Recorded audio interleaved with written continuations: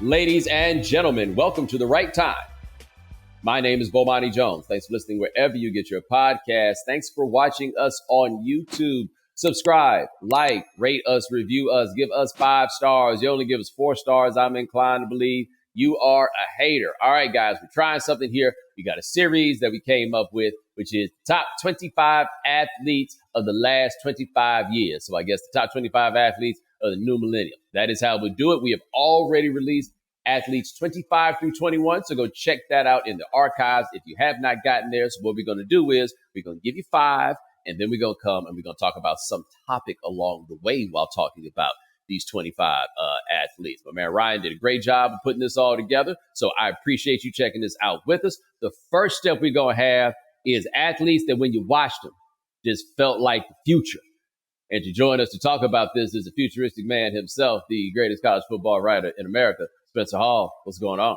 I am looking towards the future via the past for you, because I think the cool thing about this concept is essentially we do get to remember some guys, right? Yeah. But it's not just remembering guys because they're funny. It's remembering that moment when you saw them and you were like, I'm obsolete.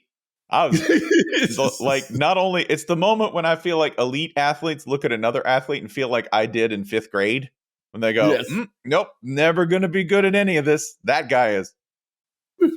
Bud B told a story on here about the time that he and Pimp C met D'Angelo. And it was after Brown Sugar came out.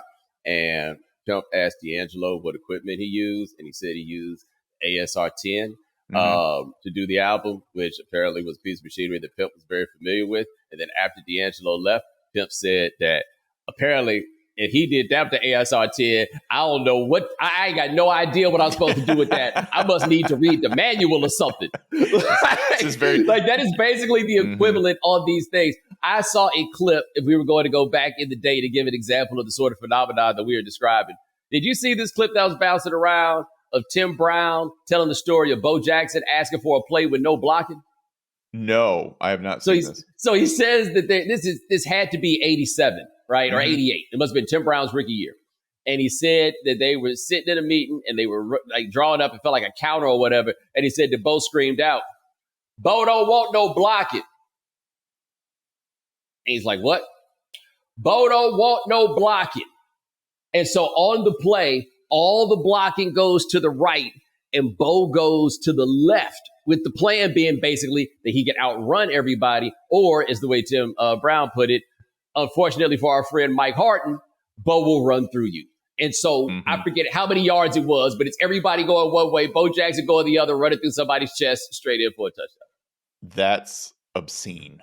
But that's what we're talking. That's what we're talking about here, right? Yes. Bo Jackson, by the way, would still be from the future. Still. Today, he would still be from the future. Even in this is the wild thing I can say confidently about Bo Jackson. Even in this market that has devalued the running back, he would be the Derrick Henry exception. He would still be from the future at a position that is effectively the past. Yeah, that's the way to put it for the kids. The unfathomable combination of size, speed, power, and all that for Derrick Henry. I need you to understand, Bo Jackson was in a different world than Derrick Henry. Well, with all due respect to Derrick Henry. Yes. No. All due respect. This was the clip of Bo Jackson with the White Sox, flat-footed, throwing that dude out from right field at Yankee Stadium at third base. And then you realize, if you're our age, that if he's with the White Sox, that means he's doing it with the plastic hip. Remember that when he was recovering from an injury, Bo Jackson would shoot a bow and arrow with his toes accurately in his backyard. Not real. Yes. I'd rather fight a Peterbilt. Yeah, my odds it'll be faster and my odds are better. Yeah, I don't want it. Just throwing it out there. But man, there's so many examples that like jump to mind when you feel like you're watching something that is outright the future. And I'm going to throw an example at you on this one. And I feel safe saying that it's the future because it's the man who has done something that literally still has not been done. And I remember very clearly, this is not the same moment that he did something that has not been done, but this had not been done up until that point. I was doing a radio show in August of 2008 I think, it had to be August. It was August 2008. And, when you do radio, you do remotes. And when you do remotes, it's because there's some sort of sponsorship deal that's there. And in this case, I was doing radio for a station that had the contract for Duke football. Okay. And this is the first year of Cut Clips, which is to say they were ass until proven otherwise. Right. And so I guess it was some kind of like fun football, flink, some kind of, come watch the football team this season event. And I'm there at that awful stadium and I'm up in the box and I'm doing the show. And somebody sent me a link and was like, this is the 100-meter dash finals from Beijing. I was unaware that Usain Bolt existed, right? I had no clue that this guy was anybody. And I remember they went up and down the line and they said that he was the world record holder. I'm like, oh, okay, well, that obviously means something. And this big old 6'5" dude, and they get down the line and they say it's him. And he does that shit where he starts rubbing his face. And then he does the whole like bow and arrow type thing or whatever that was. And I was like, I wonder what's going on here. And the race started, like all the Usain Bolt races start, where all the dudes with the shorter legs get this lead. And then it looked like they stayed still and he got shot out of a cannon. And before he even gets to the finish line, he's turning around and looking at them. I think he only broke the Olympic record there. But I was I could not believe it was that amazing just watching somebody run in a straight line. It is astonishing to watch somebody make something that simple. I think that's the thing that makes Bolt so stunning, because he's doing something that anyone can do. That's the thing. It's not like you might watch an NHL player play and you're 3 steps removed from even starting that process, understanding that process. You have to learn how to skate. You'd have to learn how to handle a puck. You got to learn how to shoot, and you got to learn how to play defense. Like you're 3 or 4 steps removed from ever starting that. There's a lot of gear. Usain Bolt can do his job in his birthday suit. Like that's running. He could just run. And the fact that everything about him was different. It'd be different if he were one of these running back looking guys, right?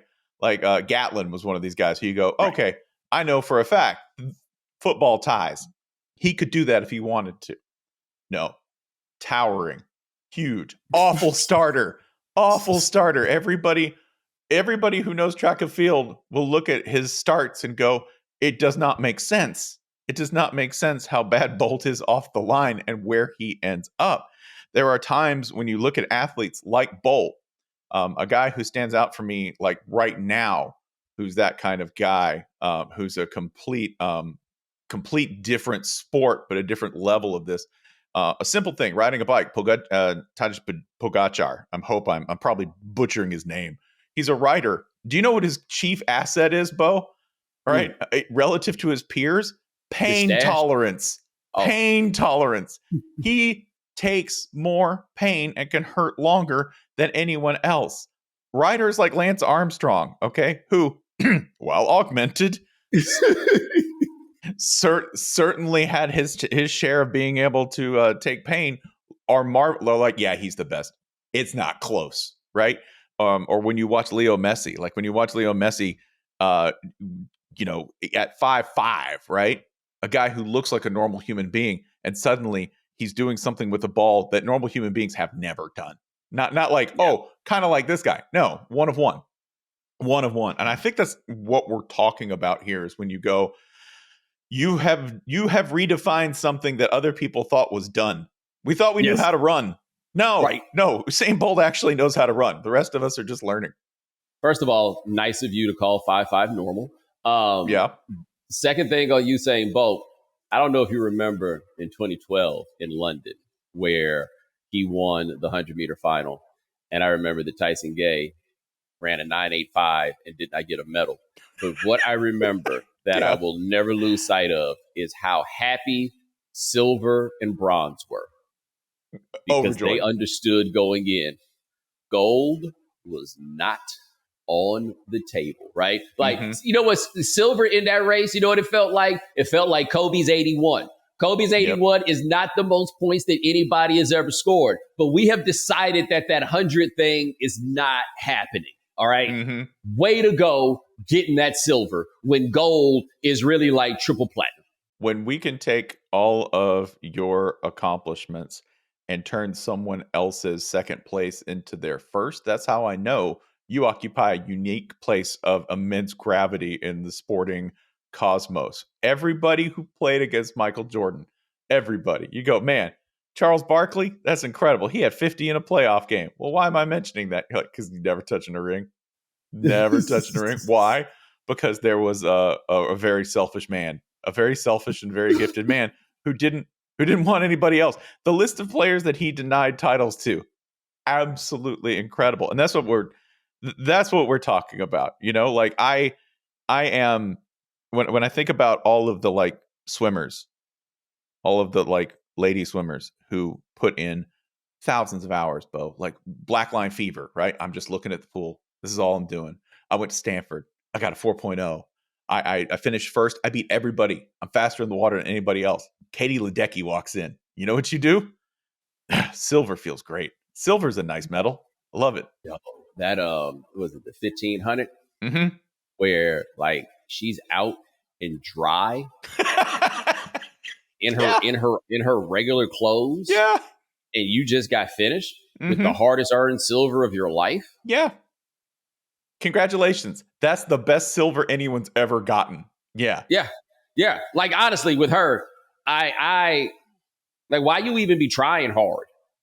It's I mean, if you want to, that's fine. I'm not saying that you can't, but like you ever consider like just a leisurely stroll through the pool? I mean, I think you'd still win. You know, she can take a glass of milk and put it on the back of her head and swim and it doesn't spill. There's video of this. I am not lying. You can go watch. I encourage you to go watch. That's a different human being. We're playing different sports. I made a new sport and now you have to play it.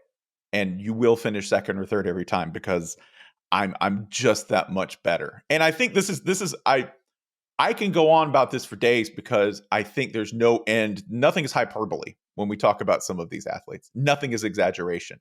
The things that they are doing, like the things that Maradona did on the soccer field, right? While the numbers don't exactly show it because of the game, everyone talks about he saw space differently. He made the ball and the game something different when he was on the field. And that's what we're talking about, right? Like, I think musicians get this a lot too, right? Like when somebody asked Eric Clapton, hey, you know, like, what's that feel like being the best guitarist in the world? And he's like, go ask Prince, because it's not me. God, I wish that quote was real so they could ask Prince about it and Prince could say, I love immigrants. We can do that, Bo. We could be like, hey, Eric Clapton, super pro-immigration. Big pro-immigration guy. Totally. I want to make something clear also about the way that we did this list, is that this top 25, to qualify at the turn of the century, you had to be 25 or younger. That's what you had to do to be on this list. And a part of why that specification existed was to make sure some people got into the discussion. And one of them I will now ask you about, and is, do you have any recollection of the first time that you saw Randy Gene Moss play football? I do. It was against Army when he was at Marshall. First of all of the sacrifices we have asked our enlisted men and women to make, guarding Randy Moss one-on-one at corner is among the most unfair. That's what I would say. He was... The thing I first noticed about him is he wore high socks. Yes. He wore high socks. And like Usain Bolt, this is why he's like Bolt. Nothing that tall should move like that. Nothing. Right. Because he wore the socks and you could see the flashes of color when he moved, right? Because it was kind of dingy. It was on videotape and it was not live. That's how we all saw Randy for the first time, because he played for Marshall. And it was not live. And you saw it, and it was a little bit like a cryptid. It was like seeing Bigfoot. You go, I don't know if I really saw that. You go, oh, he's playing against Army. It couldn't be that hard. And then he played for the Vikings, and everybody's like, yeah, this guy's really good. And I was like, I don't know. He played FCS. You know, he played down there. He's playing against plumbers, right? I think a lot of people thought he was playing against plumbers. He was not playing against plumbers. It didn't matter. He made everyone look the same. That's the first time I saw him. And the thing I noticed was the movement. People don't understand that athletes in general, what differentiates them from the general population is movement. They can move. And what differentiates somebody who is an absolute freak like Randy, who is good at everything. Remember at Marshall, his teammate said that he didn't know how to dive. He didn't know how to go off the high dive, knew how to swim, was great at it, was really fast actually, but he didn't know how to dive. So the Marshall dive team showed him how to do a gainer, half gainer, twist, and he was doing them on the first attempt. Like he could see it and he could mimic it. That's the kind of like differentiating talent you see among athletes, and that's where Randy was. All right, so for the young people who don't know the Randy Moss narrative arc, which is a doozy and at times problematic, he was the number one football player in America coming from West Virginia, a state that does not produce football players. He signed to go to Notre Dame. He got in trouble for his involvement in a fight in high school, and he went to jail. And when he signed the bail paperwork, he was wearing a Notre Dame hat that was the same colors as Pittsburgh, just to remind you that we are dealing with West Virginia. Notre Dame came up with an incredible explanation for why it was that they were not letting him in after this had happened. And Lou Holtz called Bobby Bowden and said, I got somebody for you. A phone call that I never would have made. I'm not saying that if I was Lou Holtz, I wouldn't have called some place for the young man to go, but it would not have been Florida State. That is to say that Randy Moss and a gentleman named Peter Warwick, that you young people don't know anything about, but good God, came in at the same time. But the condition was that Randy Moss had to redshirt. They said that he scored a touchdown in every practice and scrimmage that he participated in at Florida State. He then got kicked out of Florida State because he came home to West Virginia and he failed a drug test with his PO. There's some questions about how exactly that happened. And he wound up going to Marshall, which was the best team in the FCS. And it is totally unfair that he participated. Our buddy, Kevin Van Valkenburg, played for the Montana team that played against Moss. And he said that all they did on the plane ride home was try to devise strategies for what you're supposed to do against a guy like that. He never told me what they came up with, but it sounded a lot like treating him like it was the punt team and he was the gunner and putting two people there. So he gets to the NFL. He plays for the Vikings, who at the time had the best pair of wide receivers in the league already. He is there, and there was a Monday night game. I believe it was against the Packers. And the dude, like, that whole year, the game against the Cowboys on Thanksgiving where he had 3 catches for 3 touchdowns, he's taller than everybody. He's faster than everybody. His hand game is crazy. His route game is crazy. Like, I believe for the position that he played, he is the most perfect football player who ever existed. Nobody was better built to do that, whatever their job was, that Randy Moss was at being a wide receiver, because he was a borderline All-American caliber basketball player. So when you're going up to get the ball and you're fighting for the rebound, basically, look who's there. He did the thing that is not supposed to happen against defenses. Defenses are built to constrain, and defenses are built to have a top. You're not supposed to be able to take the top off the defense. And the thing that Randy Moss in interviews as a pro against some of the most god-tier athletes you will ever see, cornerbacks who are built to read, react, and live in space all day long, Randy would be like, hey, my job is to take the top off the defense. Which is amazing, because when you do that, it's like a defensive end on the defensive side. If I can break this one contain, the whole structure falls apart. When the Vikings were really good and Randy was able to take the top off the defense, they were capable of doing anything. Chris Carter had to, like, the happiest times in his life had to be playing with Randy. Because do you know what they're worried about? Not you. Not you. Everyone's absolutely terrified of Randy.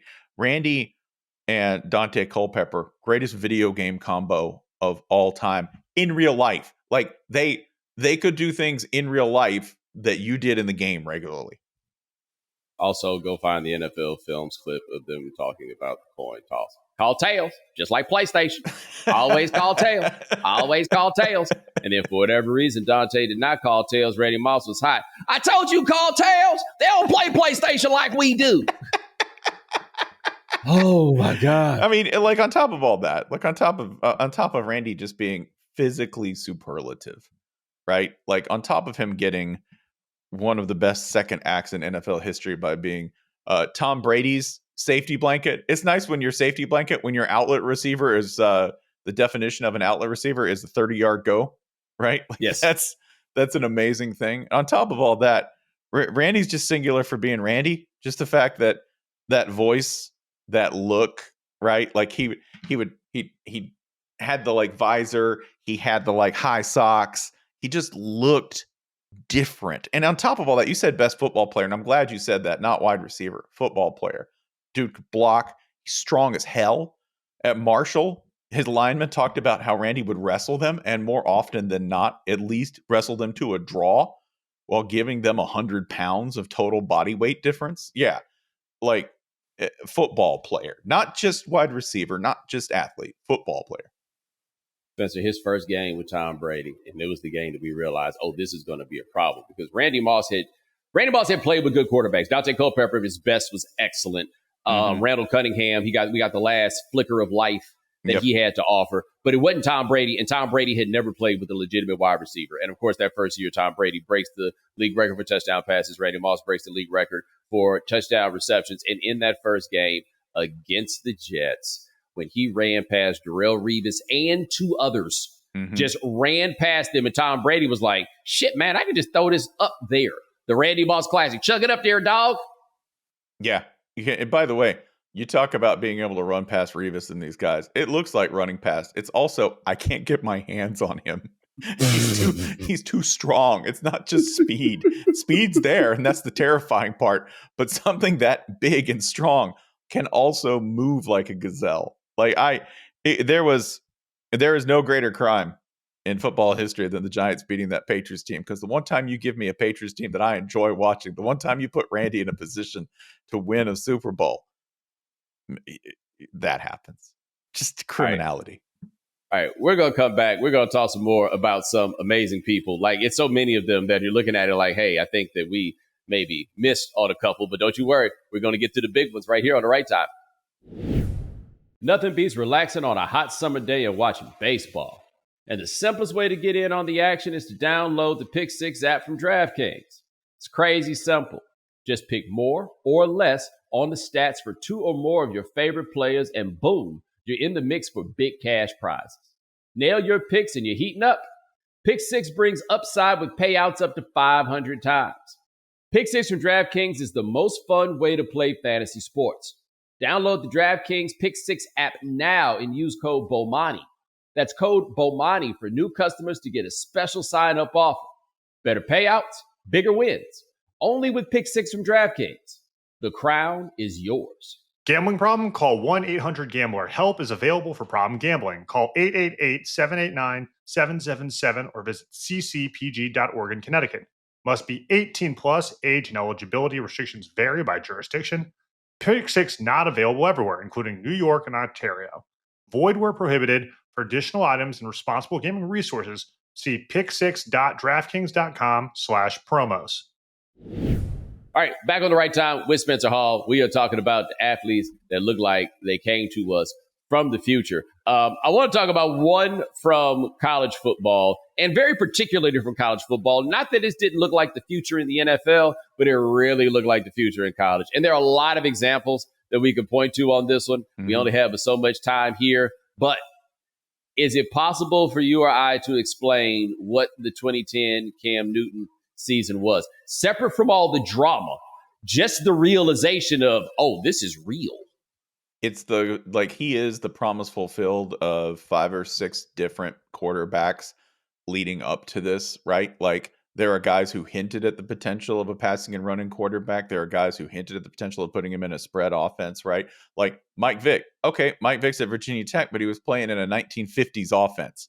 And so everything he does is kind of improvisation and not really built around him. You get guys like Major Harris, even before him, who were, guys who could run, guys who could throw, but never really got the opportunity to sort of utilize that full skill set. You look at Cam, and all of a sudden it's like somebody hits all the sliders at once.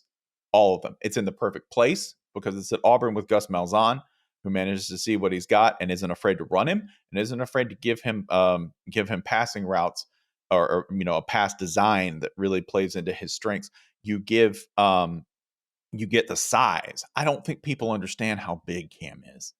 Like, he's big for his size, and everyone knows. Like, you could go look it up, right?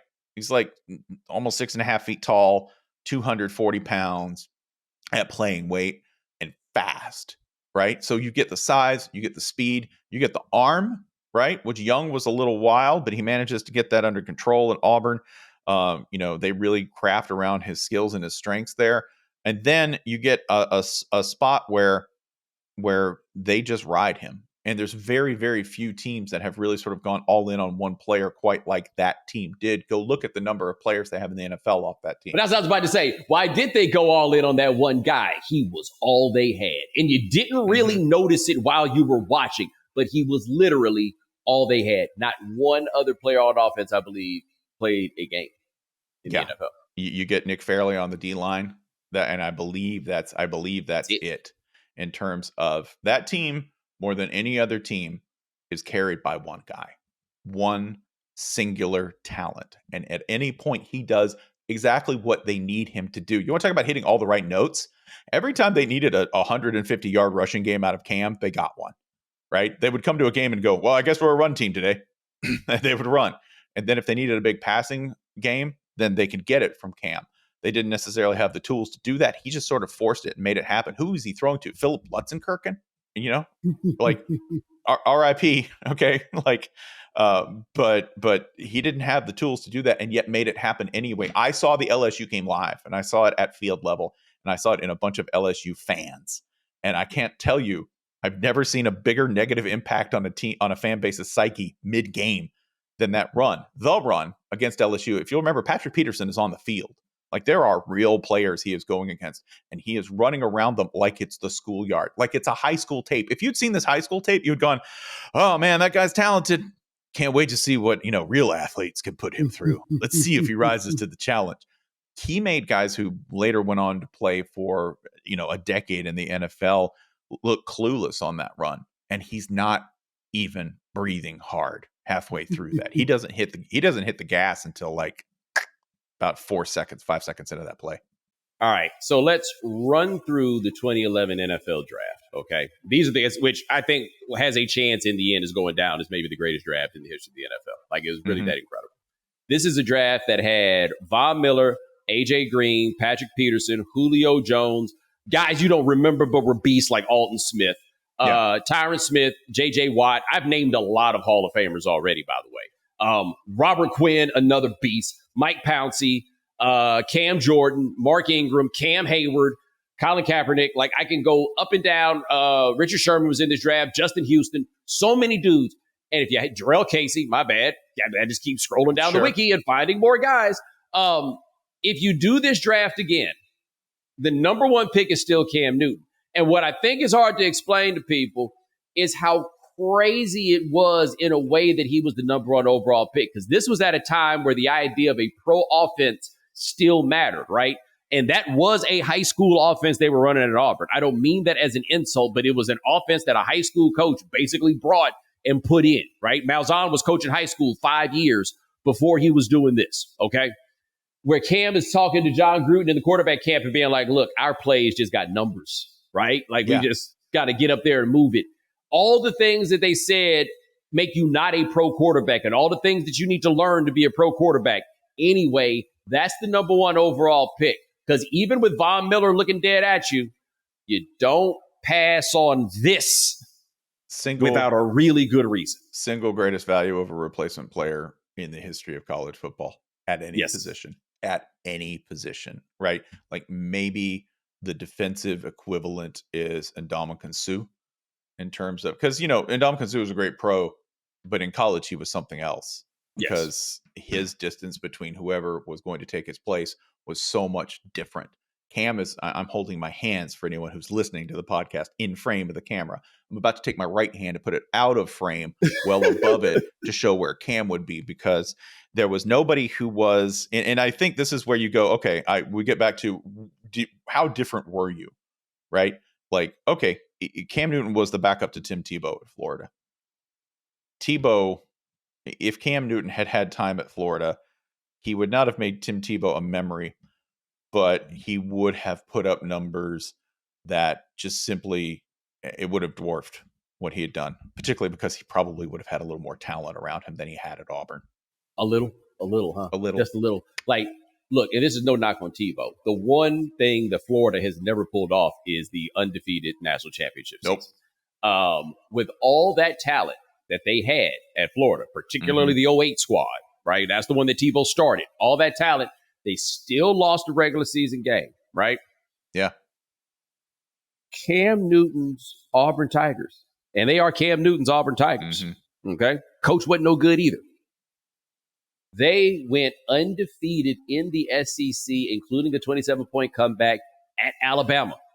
These things at Alabama, and the LSU. Okay, the LSU game was at home. Now that it's always tricky because LSU wear white the LSU game in was all at the home, games. yeah. But those two teams they beat were teams that were easily the best two teams in the country the next season, and they were kind of the same. I mean, there wasn't a terrible difference between what those squads were. Cam Newton beat them by himself, looking unlike anything we had ever seen, according to a paradigm unlike anything that we'd ever seen. Like, Cam ushers in the true shifting of NFL offenses because, look, you just got to do what this guy can do, right? Like, he's so big that all your some of your concerns about what happens when more of a run-first offense, you kind of got to get out the way with those. Cam is so big that, like, he shook off a car crash as a pro. Did.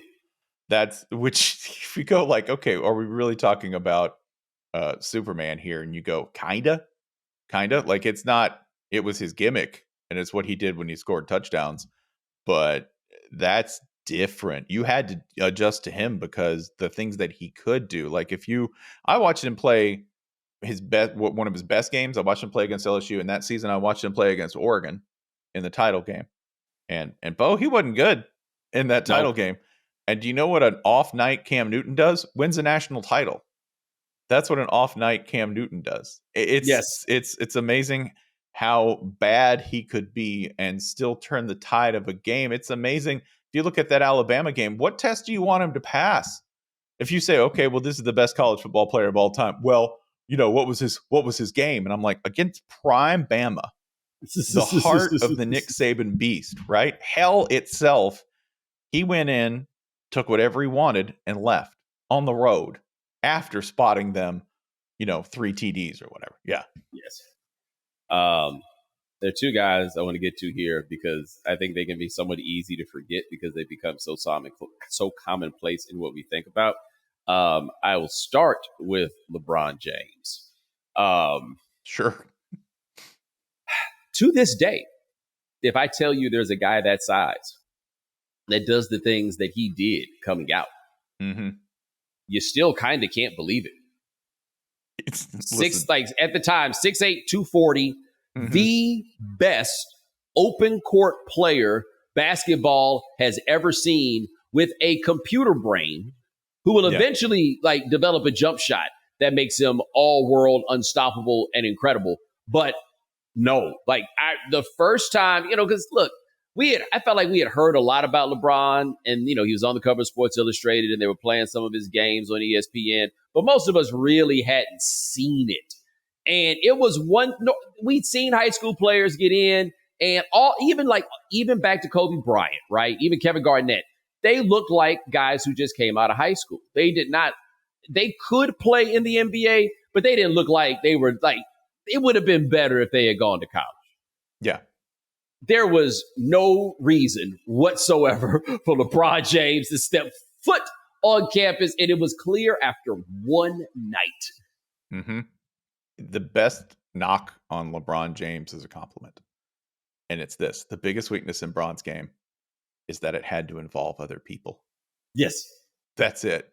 Like, there have been people who made entire sports media careers out of weaponizing this and saying that, he couldn't take over games.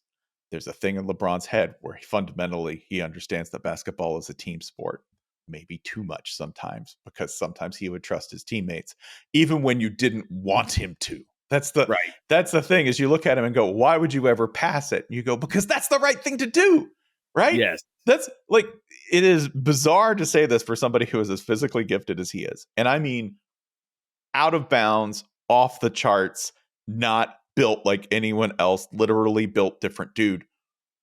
He's a cerebral player. He's an intellectual player when it comes to how he sees basketball. And that's crazy to me. By the way, I just want to say this as a point of enthusiasm, not necessarily of insight. There's like 5 different LeBrons, right? Like if you're selecting them, there's like 5 different ones. Big Bron is the coolest basketball player ever. Big Bron, like Mecha Bron, like the one in Miami. Bron. Miami Bron, right? I'm talking like stone crab and shrimp appetizers Bron. I'm talking Bron, big pancakes Bron. Like Bron when he's almost got a little bit of body fat on him. Almost. I think this is like the same era where that Tristan Thompson was talking about, where he's like, where they were saying, oh yeah, Bron spends like $2 million a year on his body and he sleeps in a hyperbaric chamber. Then they asked Tristan Thompson about it and he's like, man, his diet sucks. He eats like a stack of pancakes and like a bunch of candy, and then he comes out and he dunks on you. He sucks. He's different. Love that Bron. Miami Bron, the whole era of Miami Bron, man, that was 4 incredible years. It was the easiest 4 years of producing sports content ever because you knew topic 1 was the Heat game. Mm-hmm. Like, no, not even Jordan commanded the attention of America in the way that those Heat teams did for that sustained 4-year period. It was wild to look back on. And he was so good, right? So good. I do not think that even at his best, I can't say that I think his best was better than Jordan's best, but there was no way that you were watching him play and you could think that something could have been better than that. Like the people who have LeBron in that place in their world, if you watched in Miami, I get why you would feel that way, right? Like it's like when you mess around and hear, they're like 10 different rappers that if you hear them, you're like, yo, nobody's better than this. Yeah. Somebody has to be, but you're like, no, nobody's better than this. That's Bron, really for the first 3 years. The 4th year, not as much. But when he was the best offensive and defensive player in the NBA, listen, Game 6 against the Warriors. Game 6 against the Warriors, like Games 5 and 6, really, against the Warriors, when they do come back and they are, and they do win the title in Cleveland. First of all, he won in Cleveland. I don't know. This is, again, when I hit the point of like, we can't continue this conversation any further. You won a title for a professional franchise in Cleveland, specifically the Cavaliers. And you did it, I don't want to say single-handedly, but it's not happening without you. Like that's 100% certain. You're not getting close without you. When he does that, it's like listening to Kendrick on Control. It's like watching Federer when he was in like the 9th set of a tiebreaker at Wimbledon, where he manages to jump into the queen's lap and still put the ball over the net and then recover. Like it was at that point, you're watching somebody do something at the highest level of expression, right? And then he does the block. Like before that, right? The block and then the dunk that wasn't. Like there's legendary in Chapel Hill, the tip dunk that wasn't. This crazy tip dunk that Vince Carter almost hit against Duke, I want to say in the 98 season, where it's just like, it was so cold that it's remembered even though it was missed, right? Yeah. That dunk where I don't see how he didn't break his arm when he landed on his hand coming down on the ground and played through the rest of it. But if he makes that dunk the ultimate exclamation point on what they did to the Warriors, that would have been, to me, the best in-game dunk of all time worldwide is Vince Carter jumping over that dude in the Olympics in Sydney in 2000. But the best NBA in-game dunk of all time, if LeBron had made that, would have been that one. It would have been that one. And even then, he didn't need it. Like that's the amazing part. Like one of the best feelings in sports, and this is what you get with a lot of these guys, is this, that when you're watching them, you go, that person's not letting it happen. You could lose, but that person single-handedly is not letting it happen, right? Again, our critiques of LeBron are all compliments, right? He was maybe too intellectual in the sense that he actually involved his teammates because that was what you're supposed to do according to the game. And also, if you're doing that Jordan versus LeBron thing, you go, well, Jordan had a greater drive to win. You go, well, yeah, he wasn't psychopathic about it. It's like this, like all of the things where you go, hey, maybe that thing Michael Jordan did was kind of crazy. That's crazy person stuff. He goes, well, I won. You go, I'm not arguing that. I'm also saying the thing you did was demonstrably insane.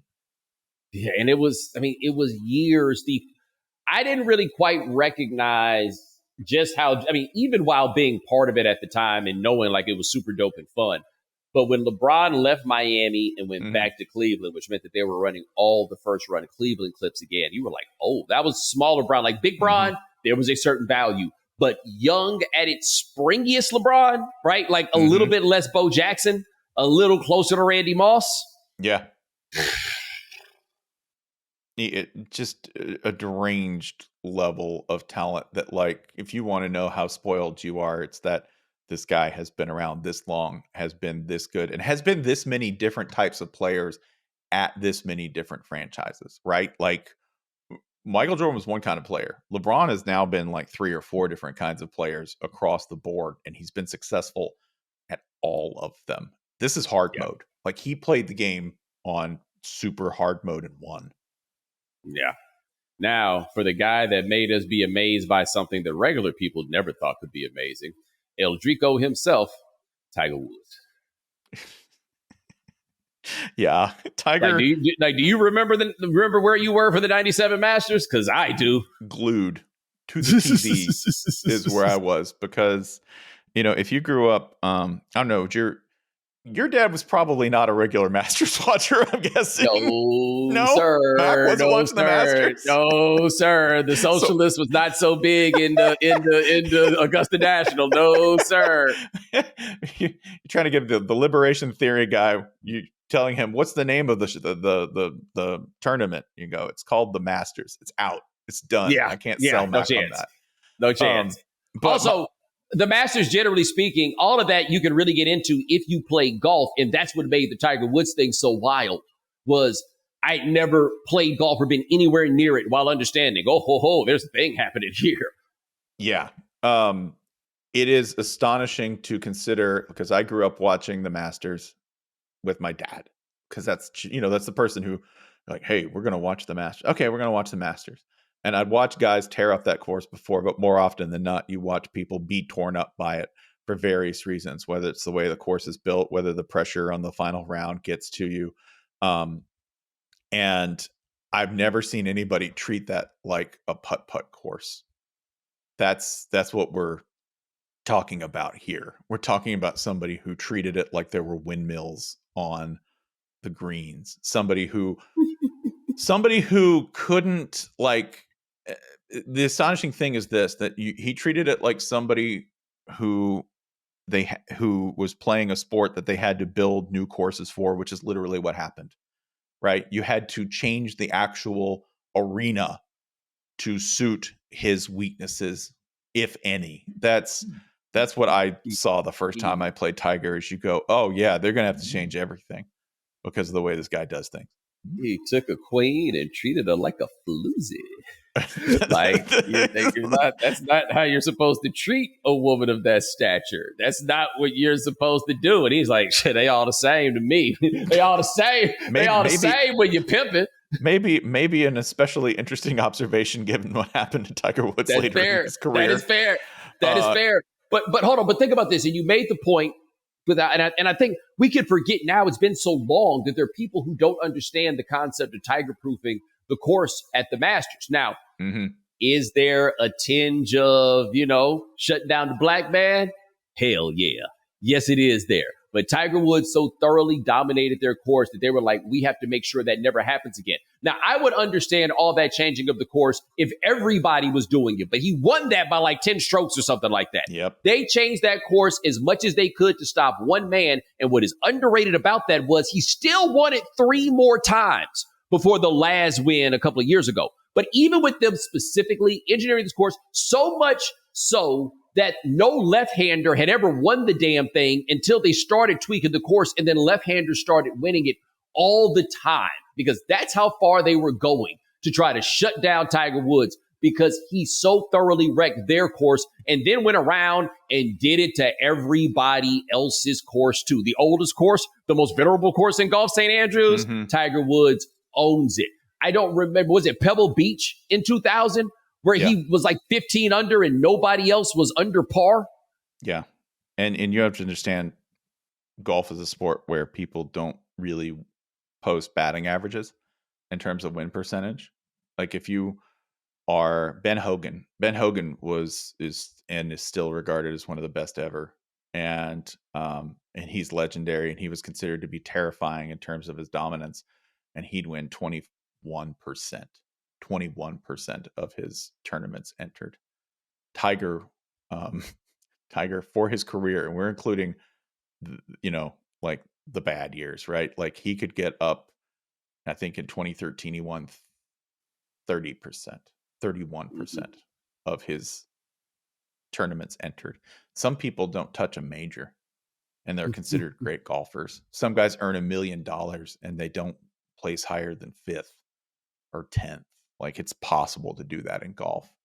He would just outright dominate. No one does that. No one. It's taken this long. Like we do a lot of judging by peers, right? Like we talk about LeBron and you go, okay, I'm going to reach back 20 years, right? We feel like we get one of these guys or one of these people in every sport once every 10 or 20 years. And then you finally have somebody to compare them to, right? It's finally like, I finally have another mountain I could like measure this one off of. It's taken 25 years for anybody to get close to that kind of dominance, right? Yes. Like Scottie Scheffler this past year finally posted a season that was as dominant, where if you saw him coming, you were like, oh, I was thinking about maybe finishing 3rd at the Open, but I guess I'm going to be 4th because he's there, right? Somebody who distorts the landscape. That's what Tiger is. Additionally, too, can I tell you this? You talk about like Bomani Jones trademark beat 'em downs, okay? Yes. And how much people can enjoy watching beat 'em downs. They might enjoy watching 1. They might enjoy watching 2. I lived through this. People would see Tiger up by 8 and be like, yeah, let's watch this shit. Gotta tune in now. I gotta watch him thrash people. It was week in and week out. People did not tire of watching this man redline it, of breaking scoreboards. And by the way, that 2000 U.S. Open, I was wrong. He wasn't 15 under. He was 12 under. He won by 15 strokes. Do you understand what we are saying here? Nobody else was at 3 over. So I should look at what he did for the whole first round, right? Because look, after the first round, I'm looking at it now. He was at 6 under. Miguel Angel Jimenez was at 5 under, right? Mm-hmm. Miguel ended the tournament at 4 over. Okay. Yeah. After round 2, Tiger was 8 under. Second place was 2 under. After the third round, Tiger was still 8 under, but nobody else was under at all. They kept trying to come up with rivals for him. Right? They tried every single one they could. David Duval. Oh, Woods Duval. That's going to be a thing. Nope. Guess whose career took a nosedive through no real fault of his own. That's right. Hey, he's a little too rich to care. Little too rich to care. Tiger Woods, the only thing that stopped Tiger was Tiger. Like that's ultimate. That's totally true. Like if you go and read one of the best pieces of sports journalism of like the last 25 years is Wright Thompson's insane deep dive on why Tiger finally managed to like level out, flatten, and began to suffer.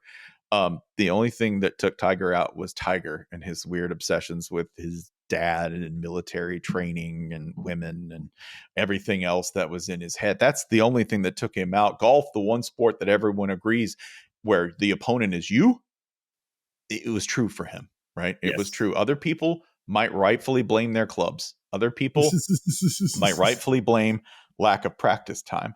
The only thing that stopped him was him, man. Yeah. The last futuristic guy I will mention very briefly, as we don't have that much career to talk about yet. However, Victor Wembanyama is perhaps the most futuristic thing I have ever seen, right? Like just the very idea, because it's not even so much about, yes, part of it obviously is clearly like unreal athleticism, except he's a 7'5" guard who also does tall people things. Does tall people things. And really, when we talk about Tiger, the thing that you can carry forward into talking about Wembanyama is changing the geometries, changing the actual measurements of what you're dealing with. Because what should be a respectable amount of distance for any other player that you're defending is not for him, right? The shooting range for a man that big is bigger when he's there, right? I think video games help people understand how dominant these are because you go, okay, I can adjust the sliders. I can go in. Look at what you have to do to make a Victor Wembanyama. This is something that if you created him in 2K 10 years ago, people go, I'm not going to play with you. That's cheating. You did something. I'm not going to use him. This is a real human being. And this is where you go, okay, what's the sort of thing that can stop him? And you go, really, the only thing that can stop him is injury. And that's another thing that like maybe we haven't mentioned enough through all of these people who we're remembering as being like super different and changing the game, right? Is that ultimately they're all really lucky. I know that they can take a lot of time taking care of their body and preventing injury and things like that. But like the other thing that you have to admit, and I guess this is humbling. This is the kind of thing where you go, hey, they're just like us, only in one respect. They're dependent on luck too. Because LeBron, yes, he's taking great care of his body. He's had fantastic injury luck for his entire career. Well, is it luck or is it a certain thing? So did I tell you that Larry Fitzgerald did the Costas show I was doing for HBO? And I forget who it was. It may have been me, may have been Howard. And we were like, hey, man, how many surgeries have you had? He was like, none. What? A football player? None. You would be surprised how many of those great players that we talk about going through, how many of them have had no surgeries. Yeah. And I do think there's a luck component, but also some people just built different. I mean, some people, those telomeres don't shorten quite as quickly. Yeah. Some people, the red blood cells just pump a little harder. Yeah. Luck, that's genetic luck in a lot of cases, right? Which they have obviously, but like you can take a lot of great careers and injury will alter the trajectory. That's what I'm not hoping happens with Wembanyama, because if you watch him play, the ceiling does not really exist for what he's capable of. And on top of all that, Victor Wembanyama is a team player. This is when you go, okay, hey, what's a compliment you can pay him? You go, I would not be a team player if I had that body. I would be the most selfish player imaginable. There'd be no reason. He a team player. You know who ain't team players? His team, especially that goddamn Cisco. I be watching so many games. Like, why don't y'all just do like we would in the video game and just keep hitting the alley-oop button over and over and over again, Cisco? What are you talking about? Like, shout out to that dude that won Rookie of the Year for them. We should have never found out. Y'all should have never been passing that motherfucker the ball, man. Yeah, Cisco, get a ball to the dude that's taller than the goal. Listen, Jeff Teague talks about that, about being told by Nick Van Exel. He's like, hey, listen, you want to be on this team? You want to make this team? Get the ball to ISO Joe. Get the ball to Joe. Jeff Teague said he got the ball to Joe, and Joe's like, yeah, you're going to be all right, kid. You're good. And I'm like, you know what? If I'm on that team, do you know what I'm doing every time I get the ball? I'm looking up Big W. I'm speaking French. Yeah, I'm saying bonjour. Ça va, sir? Woo. Pass the ball to Will. Okay? Yeah.